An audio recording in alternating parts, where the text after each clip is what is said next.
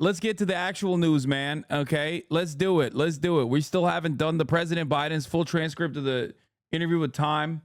Okay, no, I'm not going to listen to Not Like Us again. I've listened to it way too much. I've officially listened to Not Like Us too many fucking times. Okay, I did not know that we could arrive at that situation. I've listened to it too many times. Okay.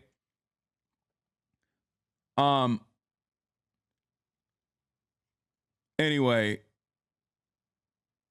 this is crazy. Joseph Robinette Brandon is at Normandy with like age-appropriate adults. It's like the most likely the last time that these dudes are ever going to, the last time we're ever going to do like a D-Day celebration with these dudes, because they're all like 100 plus at this point. Okay. We'll start off with this one. From Normandy, France, at the American Cemetery here on a quiet pine bluff that overlooks Omaha. This obviously is like the only time America, pretty much the only time America was on the right side of like an invasion and military action. So like, of course, you're gonna dick ride it into oblivion. Honestly, it's valid. It's one of those few instances where it's like, you know, unconditional support.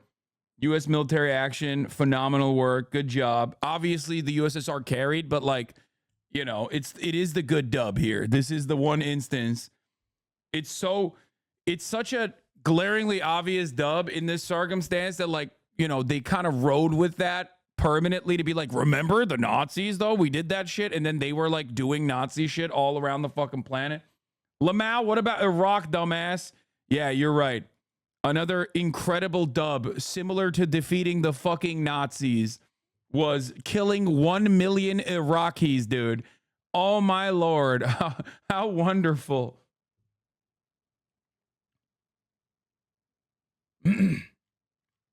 Beach, scene of the bloodiest fighting of D-Day. And we are here, of course, because tomorrow on CBS Mornings, we are marking D-Day's 80th anniversary. We're going to show you the events honoring all those who died here and also talk about what they saved. And a conversation as well with Secretary of State Antony Blinken about the new war now raging in Europe. Charlie D'Agata will be with us, Ed O'Keefe as well. But right now we find Ed in Paris, where President Biden arrived just a few short hours ago to be part of this important D-Day anniversary, a delicate time for the president. Ed, good morning. Tony, good morning. The president now here for 5 days of commemoration and events designed to reinforce the U.S.-French relationship. He heads to Normandy, where you are, tomorrow to join French President Emmanuel Macron, King Charles, Queen Camilla, Prince William, and Ukrainian President Zelensky. On Friday, he'll give a speech at Pointe du Hoc near Normandy, where the White House says he will focus on the future of democracy around the world. Saturday is the president's formal state visit to France, expected to include a big military parade through the streets of Paris and a state dinner that evening. Sunday, he visits the cemetery where American soldiers and Marines who fought in World War I are buried. All of this, again, designed to draw attention to the American sacrifice here in Europe over the course of those two world wars and talk a bit with his contemporaries on the world stage about the future. Tony.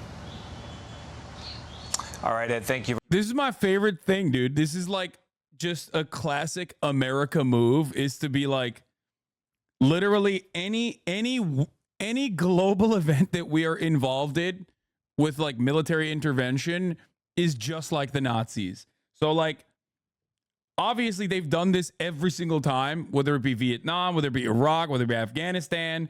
So they're now doing this to be like, hey guys, yo, fuck this Israel stuff. Okay, this Israel stuff is like, maybe it's a little too bad. Maybe it's like making us look a little bad. Okay, maybe he's making us look like we are also a social pariah alongside the Israeli state. So let's focus on the part where, remember when we helped out the Ukrainians? That was good.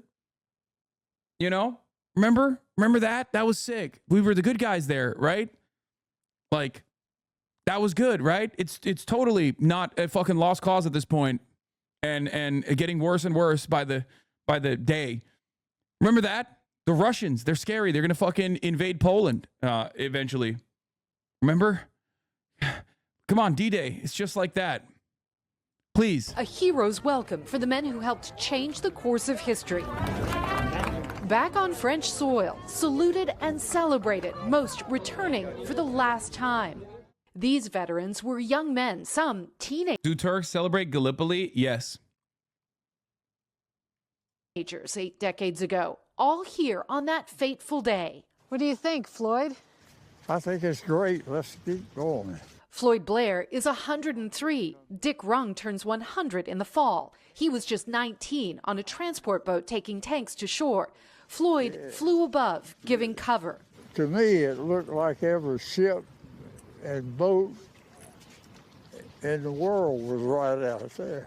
The dead bodies were already Washington shore when I got there. This was to be the longest day. June 6, 1944, D-Day. The U.S. and its allies stormed the beaches of Normandy, breaking through Nazi defenses, a massive assault that would lead to Allied victory. The number of those still alive to tell the stories of that day disappearing Pretty fast. cool seeing. Their average age. I think they brought these guys specifically to be like, hey guys, you think Brandon's old? Look, he looks young in comparison to these guys. Now 100. Ed Berthold is back for the first time at 104 years old. On D-Day, he bombed a key bridge in Saint-Lô. It was only his third mission. Were you scared? Oh yeah. as you approach the target, the bombs would be going off around you. I hope I don't have one with my name on it. Along this 50-mile coastline on D-Day, more than 4,000 Allied troops died in the first 24 hours. Ed wrote home the next day.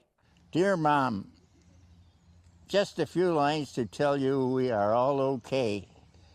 We flew mission number 10 on D-Day. For so many of these vets, coming back is a chance to revisit the past. Dick Rung kept a journal. It is kind of wild. He is kind of eating right now. He is kind of fucking gagging Biden with his mental fortitude. I'm not going to lie.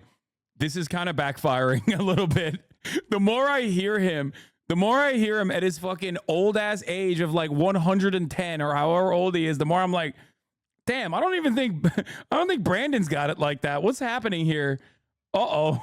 All those years ago, saving mementos. What's this? That's a piece of shrapnel. Like this tiny piece of shrapnel from a German bomb that exploded close to his boat. It's also a chance to honor friends who didn't make it home, remembering the past with a message for younger generations. I want them to learn to live together. They'll respect their fellow man and quit doing this stupid fighting.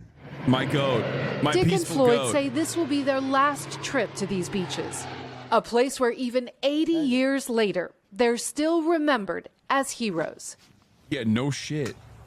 And they really 'Cause they are are. superstars here. Everywhere we went with them, people stopped them. They wanted to take pictures, get autographs, salute them, sometimes with tears in their eyes. And Do they take him there just to flex that they're still here? I mean, yeah, this is probably the last time that they're going to be able to do this. Come on. They're fucking 104. this trip for them wouldn't be possible without the Best Defense Foundation. They brought 48 vets over this year. Each one travels with a caregiver. They also have a large medical team to make sure that the vets are in good hands.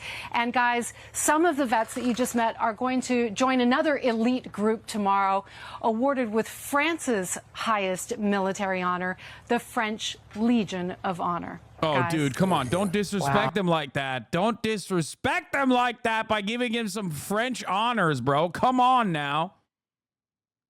That's disrespectful. Honestly, that's disrespectful. You shouldn't do that to them, okay? You should not do that to them. They've seen enough. They've gone through enough. They've done phenomenal things. We shouldn't be doing that to them. Oh, Kelly Cobian. So moving. Thank you very much. What do you think about it? We throw the word hero around a lot, probably too much. But when you look at these men who were teenagers back then, who literally saved the world. How about his advice for all of us now? Compare that to the one Israeli veteran who was like killed them all.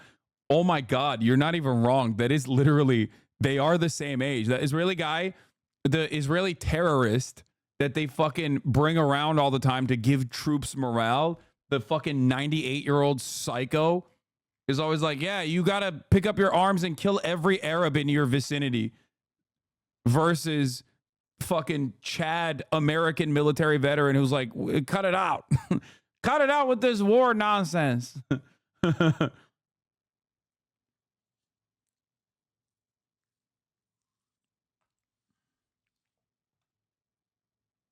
Or the Ukrainian Nazi who fucking joined the foreign SS brigade. Stupid fight. Yeah, we saved the world for you.